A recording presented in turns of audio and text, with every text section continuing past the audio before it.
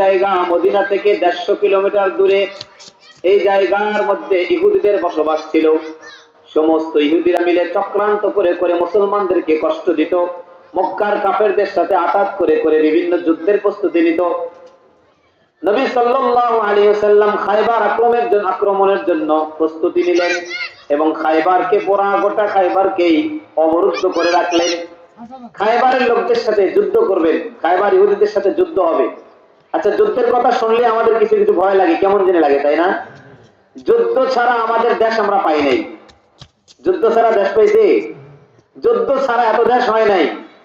আমাদের দেশে এক সময় একজনকে আমরা খুব বড় হিসাবে মানতাম, নেতা বলতাম। আমরা বলি আমাদের দেশের জন্য কাজ করছেন। শেখ মুজিবুর রহমান জীবনে কয়টা যুদ্ধ করছিলেন?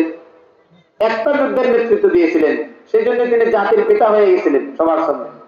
বা অন্য আরো যা কিছু করছেন, যে যেখানে যুদ্ধ করছেন যুদ্ধের মাধ্যমে বিশাল পরিচিতি লাভ করেছেন, অনেক জনপ্রিয় হয়েছেন। আর আমার আপনার নবী, আমার কলিজার টুকরা নবী সাল্লাল্লাহু আলাইহি সাল্লাম তার এই জীবনে 27টি করেছেন। সুবহানাল্লাহ। তো আমাদের নবী সাল্লাল্লাহু আলাইহি সাল্লাম যখন খায়বারকে অবরুদ্ধ